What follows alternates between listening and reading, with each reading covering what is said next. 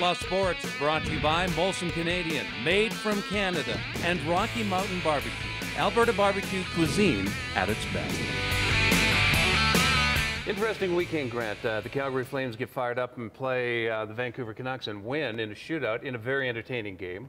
I want to talk to you about several aspects of it. First of all, because of that, Michael Backlund's out 4 to 6 weeks with a bad shoulder injury, and I'm looking at him the last couple of games. He goes to fight Yandel out of Phoenix, and then he fights Alberts. And I go, kid, you're not blocking shots, you're not scoring goals, you're not playing real well. Don't try and be a fighter. But I guess he's looking for something, and because of it, gets the crap beat out of him. And I'm sure Brent Sutter's staring down him in the dressing room saying, do something, get physical. Yeah, so he's probably just trying to do what the boss, what the teacher wants him to do in class. And that's be tougher, get physical, because he's not doing much. Yeah. A scout said to me, he says, you guys in Calgary have really overrated this guy. And I guess we did drink the Kool-Aid what the Flames were saying that Michael Backlund was the potential #1 center. For a team that lacked centermen, I guess he was moving up the charts higher than he should have.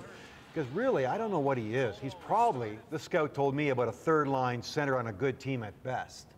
So maybe Michael Backlund's progression is not as good as fans want it to be, but maybe what a lot of scouts thought he was going to be. And another aspect has to be the injury bug now. This is the second major injury he's had this year, so he's in rehab one more time.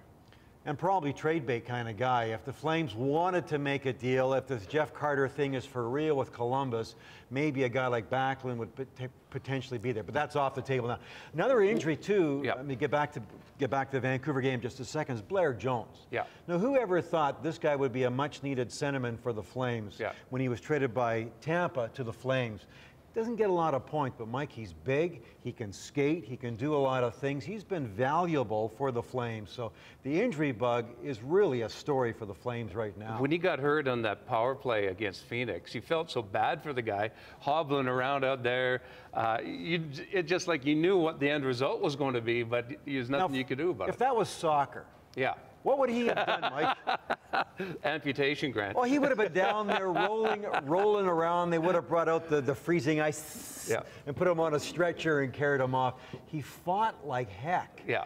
Ray Whitney hits him square on the ankle, and he still tries to get over to Shane Doan. He couldn't get over there. So those are two key guys going down now because they're centermen. Yep. Looking at Vancouver, it was good to see Tim Jackman come out and just beat the crap out of Alberts too.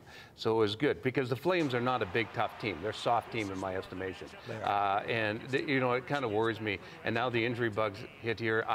Down the stretch, they're going to have a tough time making the playoffs. This is down the stretch. Yeah. You're right. I mean, they're in tough. They're in tough. The trade deadline is 2 weeks today. We'll see 2 weeks this week. We'll see what happens.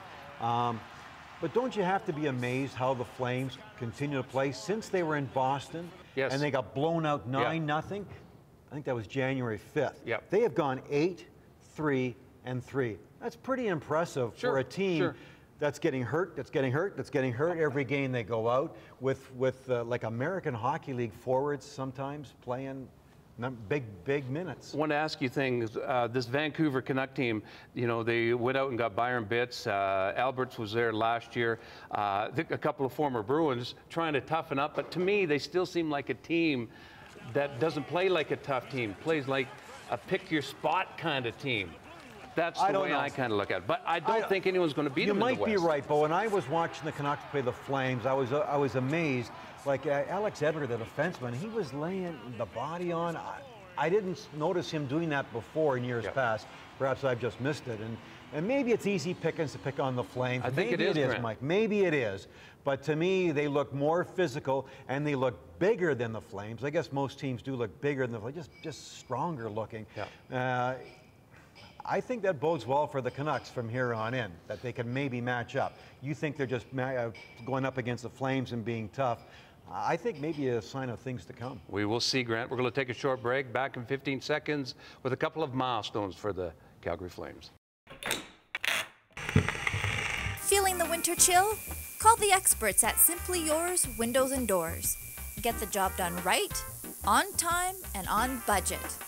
Their #1 concern is your comfort. Grant, I want to talk to you about the consistency of Kiprusoff. Here's why I don't think they'll trade the guy, because all the teams that are vying for spots right now, Calgary has the best goaltender. This guy gives them a chance to win every game. And I buy into the theory, and I hear what you're saying. You got to get something for him. But I don't think they will trade him because of the Murray-Edwards thing. It doesn't matter if they make the playoff team. We're making money, and we're making lots of it. Kiprusoff is that kind of goaltender. Won 301 games now. Consistent. There's a few nights where he lets in a couple of bad ones, but man, we're lucky to have a guy like that to watch. I totally agree with you. And I know weeks and weeks ago I was saying, Ginla and Kiprusoff, this team has to rebuild and get better for the future. Those are the guys that can bring somebody back of quality. Forget that argument. Yeah. I don't buy that anymore. Yeah. I think Ginla should stay. I think Kiprusoff should stay because of what you say. Owner Murray Edwards, the Flames policy. Let's be strong. Let's be perceived in the marketplace that we're a good team. People will buy tickets, buy jerseys. That continues. Don't you kind of like that, Grant?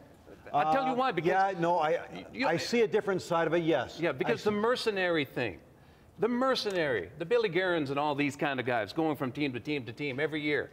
I mean, I like to be able to identify with some of these guys. Especially when they're good. Yeah. Sometimes the media, we get it, we don't really respect or honor who we're seeing in front of us.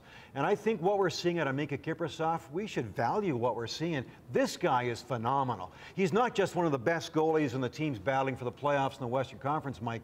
To watch him night after night is truly a treat for us. It's a treat, yes. It is. Yep. It is. It's kind of like I didn't realize how good those teams were, the Flames were in the late 80s, early 90s. I should have appreciated that more, all that talent. Yep. So I want Kiprusoff to stay. I've changed my tune. Forget about the future. Let's worry about the now. That save he made, was it in San Jose the other night? They're calling it the Scorpion save. That was last Wednesday night. That was a phenomenal, phenomenal play. Yep. You know, we talk about great catches in the NFL, and we relish that. We should relish what we're seeing in front of us. So, Mike, I agree. Don't trade Kiprusoff. Don't trade Ginla. How they get better, that's for somebody else to think about. I don't know how they're going to do it.